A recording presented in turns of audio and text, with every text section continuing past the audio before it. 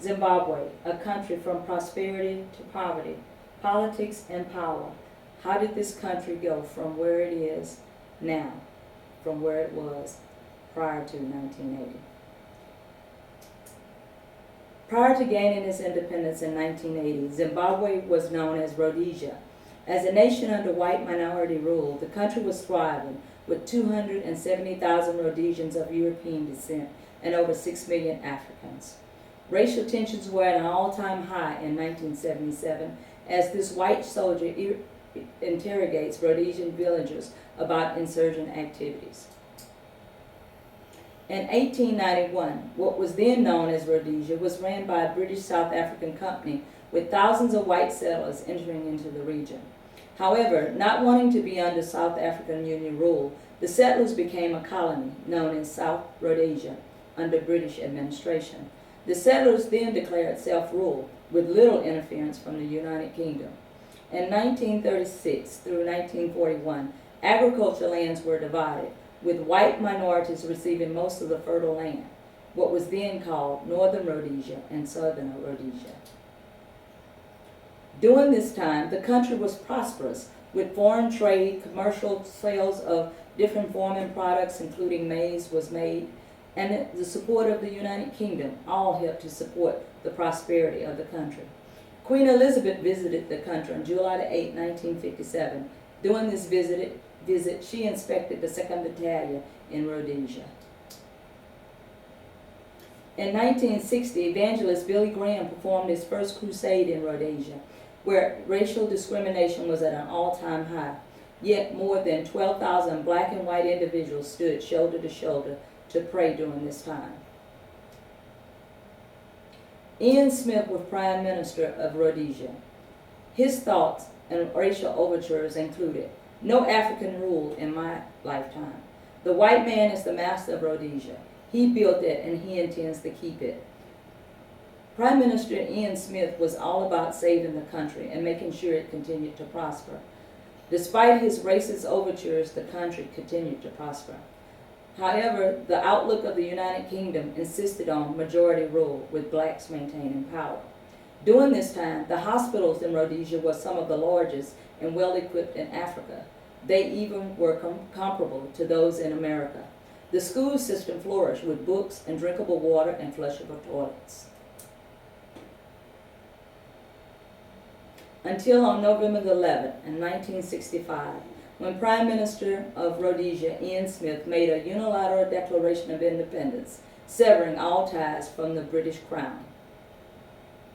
In September of 1979, after meeting with the United States Secretary of State, Henry Kissinger, Prime Minister Ian Smith agreed to allow majority rule, where black Zimbabweans were allowed to establish rule. Although this was the agreement, it wasn't until 3 years later that the actual rule took place in April of 1980. During this previous 3 years, the country was riddled with civil wars prior to the rule. In 1980, Robert Mugabi was elected the new Prime Minister of Zimbabwe. Upon meeting with Prime Minister Robert Mugabi, previous Prime Minister Ian Smith had commented, "Here's this chap, and he's like a speaking sophisticated, balanced, sensible man. His first thought was, if he practices what he preaches, then it'll all be fine, and the country would do well," which was mainly his main goal, to make sure that Zimbabwe, which was within Rhodesia, would prosper. And so it was at the beginning. However, this didn't last long. Prime Minister Mugabi continued to insist upon no white people would ever have land again in Zimbabwe. There would be no time that white people would be welcome in Zimbabwe. The whites were ran out. Racial tensions and uprisings resulted in violence and a downward spiral of the economy. At this time, there was no more trust in the outward nations, so the receipt of different donations was at a minimum due to the lack of trust of all of the whites that came into the area.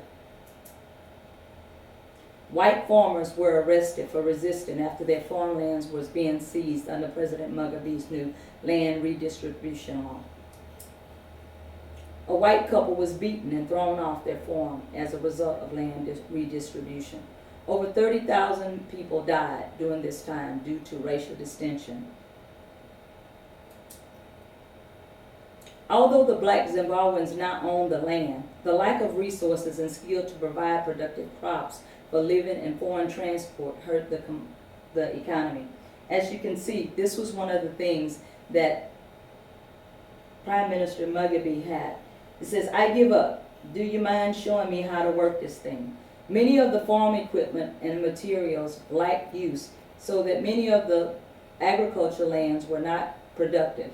Things such as maize, which was formerly traded for finances, were no longer available because the black Zimbabweans lacked the knowledge and know-how to use and grow the crops. Liberation gone wrong. Here it was a man who started out to liberate a black nation. However, the economy was worse. The people were suffering, and the outlook of the citizens looked poor as they continued to struggle to survive. Starvation, lack of health care, malnutrition, poor water, and hygiene conditions plagued the country. Zimbabwe, once known as the breadbasket of Africa, today a basket case of poverty, disease, and starving people. While the people of Zimbabwe starved and the farmlands turned to wasteland, the image of President Mugabe as a liberator continued to deteriorate among the people. Mugabe remains in power today. However, his stance has softened somewhat. What can we do as a call to action?